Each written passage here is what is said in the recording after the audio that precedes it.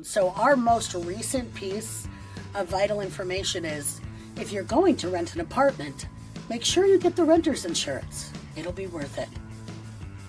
It evolves. But people tend to like, if you're drinking apple juice and it feels warm, that ain't apple juice. That's a fan favorite. But, you know, we try to also help the 90s kid as they grow and give them something to hold on to. I was cast because the producers saw me do a scene that I'd won a drama competition with. So it was out of the blue, and I wasn't like, this is my big break, you know? And I think not caring helped me do a good job and have confidence. So it was really fun, but I wasn't going into it thinking anything would come of it. And now, Lori Beth Denberg with more vital information for your everyday life. It's rude to talk with your mouth full. It's even ruder to blow your nose in your sister's pants. I was the oldest. I was 18 when we started the first season, and the youngest was 10. And even though I was the oldest, I think I had the least experience as a professional actor. So all that was my first audition, my first professional audition. So it was a very interesting thing where I kind of was the like, and I still am a little bit of the like, guys, shut up, you know, like I just kind of getting everyone's attention. But as far as being on a set and being within the structure of a television show as an actor, I learned a lot from that because I'd never done it before. It's funny, the loud librarian, the character's not the thing I worry most about, it's all the props. So, anyway, I'm doing laundry the other day, and who comes over but Sally Hopeshire? I know, can you believe it? So I tell her, she's got some nerve coming over to my house all sweaty. Because everything she does is like some new, like, huge thing that I'm pulling a sheet off of or whatever, so I'd really, really work on the props. Time to feed the parrot! Time to feed the parrot! But I tried really hard because she's the loud librarian. She's not the mean librarian. So I try really hard to find that balance in the subtext of the scene. But the vital information, as soon as I got that on the first episode of the first season, I just knew exactly what it should be. And so I just get my most serious, serious face on, serious, nothing's funnier than saying the weirdest thing in a very serious tone. So I really just try to focus on keeping the newscastery tone very straight, no matter how crazy nutty or whatever the second half of the joke is going to be.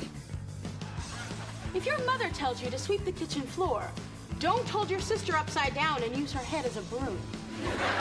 Maybe even 10 years ago I wouldn't have thought we'd be talking about it 25 years later. It's really, since the resurgence of the 90s kids, it's been a real, crazy experience to be nostalgia. I personally am nostalgia, and it's really interesting. People have, recognized me over the years and have really liked the show, but over the last 5 years or so, it's like everyone got together and decided the thing they were going to say to me was, you made my childhood. So many people say that exact phrase, which is really, it's wonderful. TV was super important to me when I was a kid, so to be that for someone else, to have been that influence, doing something good, doing something I'm proud of in retrospect, is a really great feeling. Keenan is so funny. But Kel, it's a real shame that there wasn't a camera on Kel 24 hours a day. Hi, I'm Okra. Our topic today, kids out of control. Because as funny as he is in a sketch, hanging out and just him waiting around to do stuff, he never stops.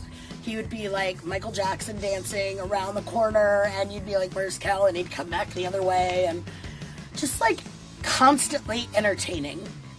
And it must have been exhausting to be him, but we were kids, so he just had the energy. I mean, he's really funny in sketches, but if you get a chance, you should hang out with Kel for 4 years when he's 13. So if you can make that happen, I would recommend it. My favorite guest stars. I remember at that point in time, we had the Spice Girls on, and it was like a really big deal. Like, they were a really big deal, and they're on our show. For my show and tell project, I brought the Spice Girls,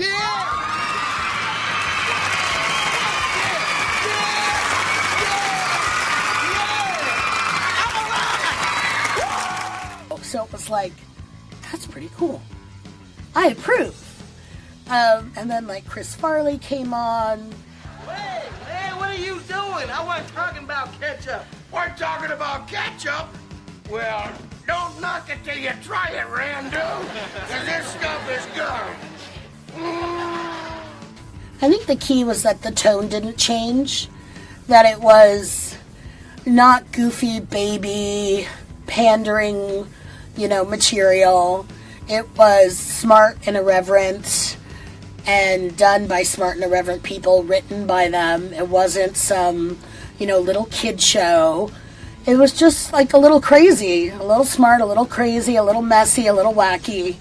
And they really kept that going throughout the years and throughout cast changes. So I think that was the key to it.